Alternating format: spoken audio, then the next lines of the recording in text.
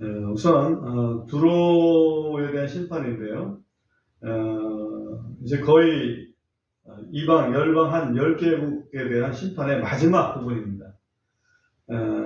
1절을 보시면 두로에 대한 엄중한 계시라 너희 다시스의 배들아 울부짖을지어다. 이는 두로가 황폐하게 되어 집이 없고 들어갈 곳도 없기 때문이니 기띔의 땅에서부터 그것이 그들에게 드러났느니라. 이 두로라는 지역은 우리가 잘 알지만 시돈이라고 하는 그 지역, 그러니까 우리 뭡니까? 가나안 땅의 서북쪽, 가나안 땅의 서북쪽 해안, 그러니까 지중해 해안에 있는 그런 도시인데, 거기 두로라는 뜻은 바위라는 그런 뜻을 가지고 있습니다. 다시 말하면 시돈 남부 쪽에 바위 섬으로 된 나라입니다. 그래서 그 뭐 조그만한 나라에 왜 또 이렇게 하나님께서 관심을 가지시고 이렇게 하셨는가 한번 생각해 볼 필요가 있는데, 그 바위 섬 나라인데 그쪽에 항구가 아주 발달을 해서 해상 무역에 있어서는 그 당시에 아주 강국이었습니다. 일종의 해상 무역 강국이었다는 것을 우선 염두에 두고요. 여기 잠깐 보시면 너희 다시스의 배들아 울부짖을지어다 그랬죠? 다시스의 배들. 다시스는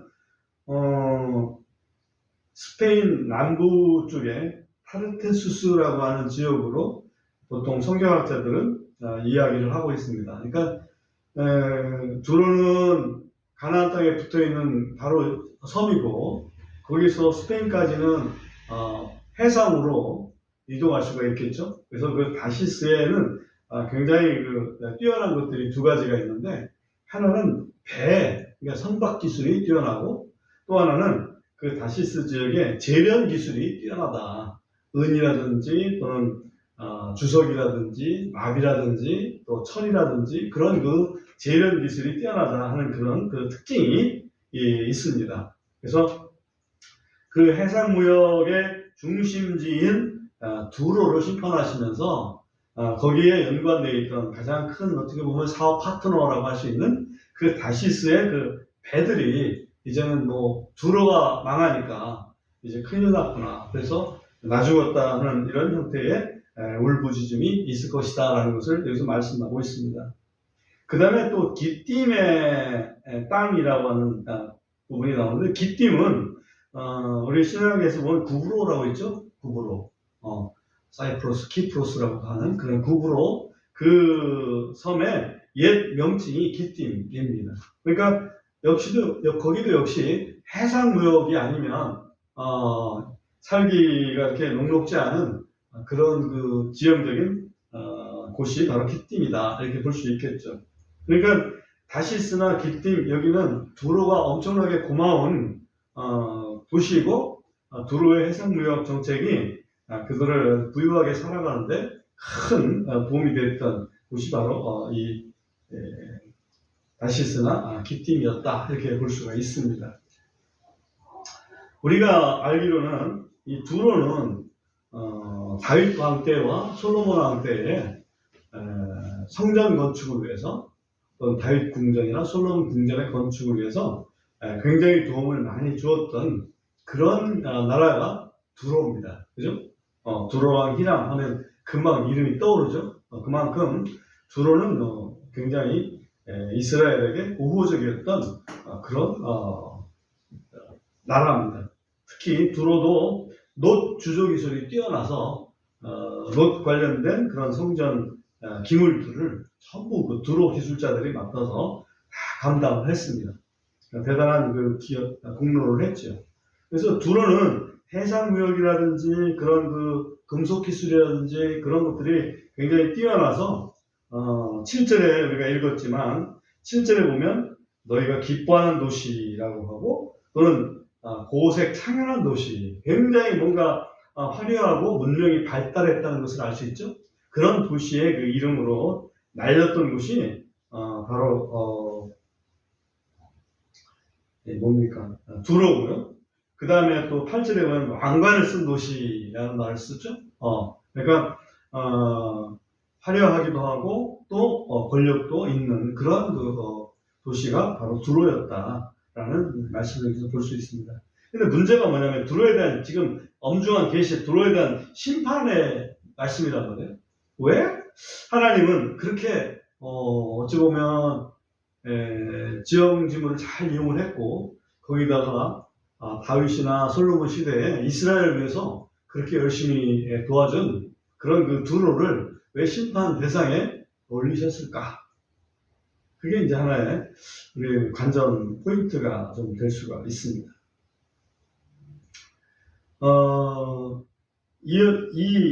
우리 23장에서는 우리가 읽은 것 중에서 그냥 단순하게 9절에서 표현 보면 모든 영광의 교만을 욕되게 하시고, 교만이라는 말이 여기 하나 들어간다 그죠? 그래서 교만이라는 말이 들어가는데 두로의 죄에 대해서 에스겔서에서는 조금 더 자세하게 표현을 해놓고 있습니다. 에스겔서 26장에서 28장까지 3장에 걸쳐서 두로에 대한 어떤 심판이 나오고 있는데 그 부분을 조금 살펴보고 다시 오도록 해보겠습니다. 에스겔서 26장을 펴주시기 바랍니다.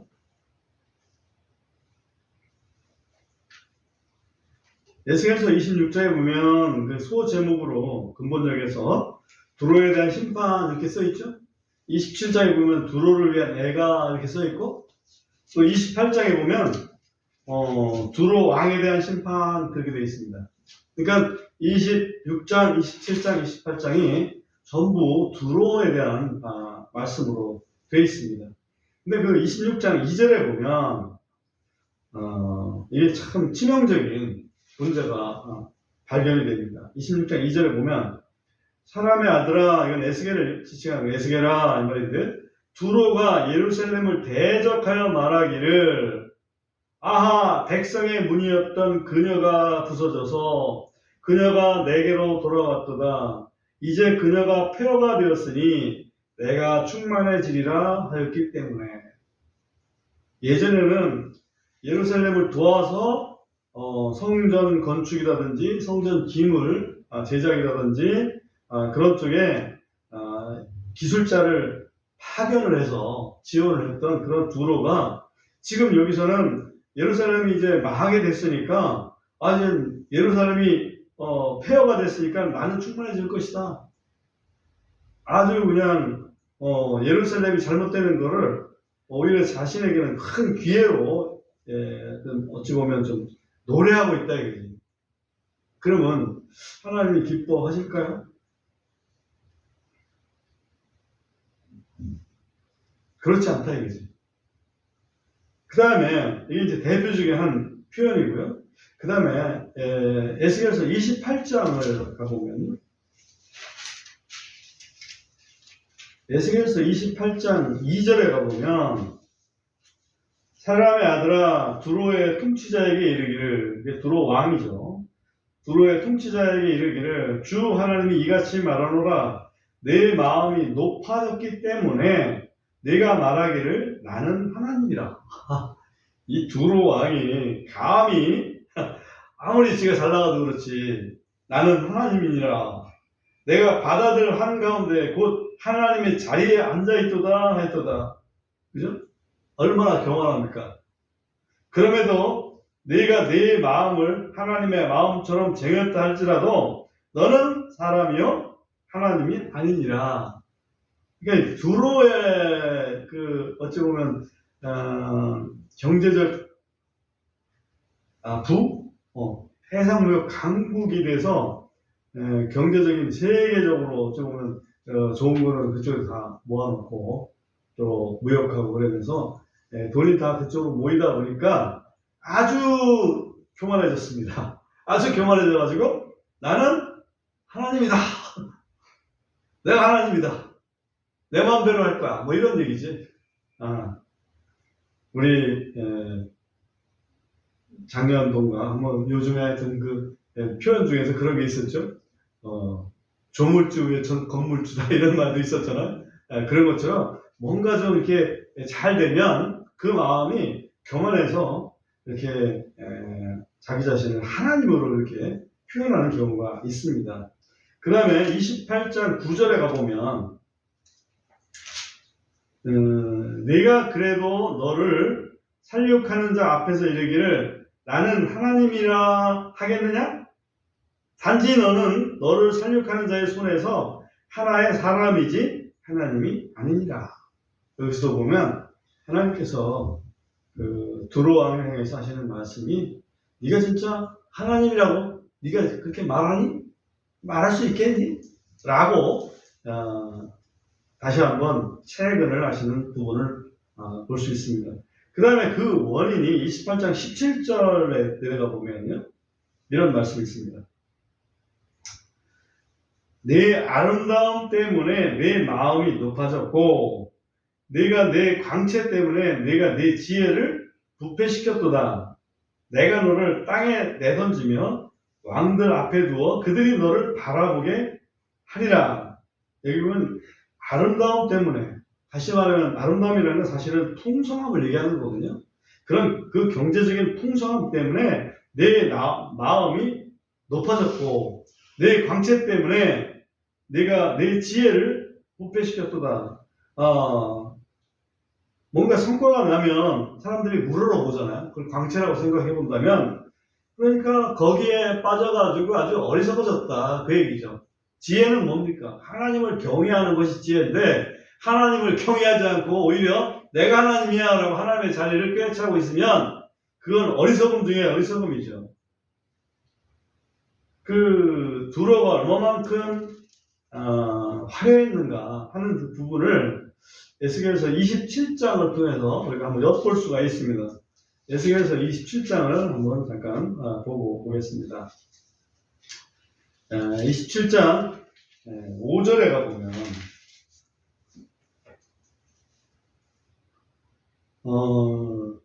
그들이 스닐의 전남으로 내 배의 모든 판자를 만들었으며, 지금 해상무역 강국이라고 그랬지 않습니까? 근데 그 배를 뭘로 어떻게 만들었는지, 그게 얼마나 화려한지 그 부분을 지금 묘사를 하고 있는데, 판자는 스닐의 전나무, 전나무 중에서는 스닐 땅에서 난 전나무가 최고였던 것 같아요. 그 다음에 그들이 레바논에서 백향목을 가져다가 너를 위하여 돛대들을 만들었도다. 그러니까 돛대는 레바논의 백향목. 그 다음에 6절에 보면 바산의 상수리나무로 그들이 내 노들을 만들었으며, 노는 또 바산의 상수리나무. 그 다음에 또 아술 족속의 무리가 기띔의 섬들에서 가져온 상아로 내 가판들을 만들었다. 가판은 상아로 만들었어요. 심지어 코끼리 그 상아 어금니. 그 다음에 7절에 보면 이집트에서 가져온 수놓은 제품과 함께 고운 아마포를 활짝 펴서 내 돛으로 삼았고, 돛은 또 이집트 수놓은 그런 제품이고, 그 다음에 엘리사의 손들에서 들여온 청색 자주색 옷감으로 너를 덮었도다. 그 배를 또 이제 덮은 거예요, 한마디로. 시돈과 아르바스의 거주민들이 내 선원들이었고, 그 배를 활용할 뿐만 아니라 그 배를 운전하는 선원도 아주 그냥 최고급 기술자들이 하고, 그 다음에 오 두로야, 내 안에 있는 내 현자들이 내 선장들이었도다. 아주 그냥 최고의 사람들이 또 선장 노릇을 하고, 그 다음에 9절에 보면 그발의 노인들과 거기 현자들은 내 안에서 내 배의 틈을 막는 자들이었고, 수리공도 최고의 사람들이, 최고의 기술자들이 수리공이었고, 바다의 모든 배들은 그것의 선원들과 함께 내 안에서 내 상품을 거래하였도다. 이게 엄청난 이야기입니다. 거기에 또 10절에는 군사화가 있는데요. 페르시아와 룻과 붓 사람들은 내 군대에서 내 전사들이었으며, 그죠? 군인도 용병들을 다 고용해가지고 페르시아 또 룻은 아마 루디아라고 하는 그런 장소를 얘기할 텐데, 붓 이건 리비아를 얘기하고요. 그래서 페르시아는 지금으로 보면 이란 쪽이요. 그쪽. 룻은 이란과 그리스 사이, 여기 정도 되고, 그 다음에 붓은 아프리카의 리비아. 그러니까 거기 뭐 그쪽에서 군사들을 이렇게 징용해가지고 어찌 보면 거기에서 이렇게 지키게 만들었고, 그들이 내 안에서 방패와 투구를 달하며 그들의 내 아름다움을 나타내었도다. 그 다음에 그 이후에 또 보면 12절부터 보면 이 교역국들이, 다시 말하면 지금 우리가 두로를 보고 있잖아요. 두로의 교역국들이 얼마나 많은지 볼 수 있어요. 12절 보면 다시스는, 여기 스페인 남부라고 보고, 온갖 종류의 재물이 많으므로 내 상인이었고, 상인이었다는 얘기는 거기 이제 거래상이었다는 얘기입니다. 은과 쇠와 주석과 납을 가지고 그들이 내 장터에서 거래하였도다. 다시스가 있죠. 거기에 상품은 네 가지 상품이 있었죠. 금속이. 그 다음에 13절에 보면 야반과 두발과 메색, 그들은 내 상인들이었고 그들이 사람과 녹그릇들을 내 시장에서 거래하였도다. 사람을 거래했으니까 노예를 얘기하는 거겠죠. 그 다음에 14절에 도갈마 집에 속한 자들은 말과 기병과 노새를 가지고 내 장터에서 거래하였도다. 드단 사람들은 내 상인들이었고, 쭉 또 드단의 상품이 쭉 있죠. 그 다음에 또 16절에 보면 내가 만든 물품이므로 시리아는 내 상인이 되었고, 시리아도 거기 상인이었고, 그 다음에 또 17절도 보면 유다와 이스라엘 땅, 곧 그들이 내 상인이었고, 그죠? 그 다음에 또 18절에도 보면 그 뒤에 보면 다마스쿠스는 헬본의 포도음료와 흰 양털로 인해 내 상인이 되었도다. 19절 단과 야반도 또 내 장터에서 장사하였고, 이 말은 또 상인이 되었다 그 얘기겠죠. 그 다음에 20절에 보면 드다는 병거들에 쓰이는 귀한 옷감들로 인해 내 상인이 되었도다. 21절 아라비아와 게달의 모든 통치자들은 블라블라 하면서 내 상인이 되었도다. 22절 보면 세마 라마 상인들 곧 그들이 내 상인들이 되었고, 그죠? 23절에 보면 하란과 간네와 에덴과 세바 아수르 그리고 길맛의 상인들도 내 상인들이 되었도다. 그러니까 이 생각보다 이 두로가 이렇게 무역했던 나라들이 어마어마합니다. 깜짝 놀랐어요. 그리고 그 상품들을 쭉 숫자를 세보니까 27개 품목이에요. 27개 품목. 엄청나지. 근데 이것과 굉장히 유사한 표현들이 있는 것이 뭐냐면 계시록의 바벨론입니다. 계시록의 바벨론. 계시록의 바벨론도 보면 우리 이제 이사야서 23장이 메인이니까 에스겔서는 이 정도로 보고요. 이사야서 23장을 돌아가기 전에 계시록 18장의 두 구절만 먼저 보고 가겠습니다. 계시록 18장 12절 13절.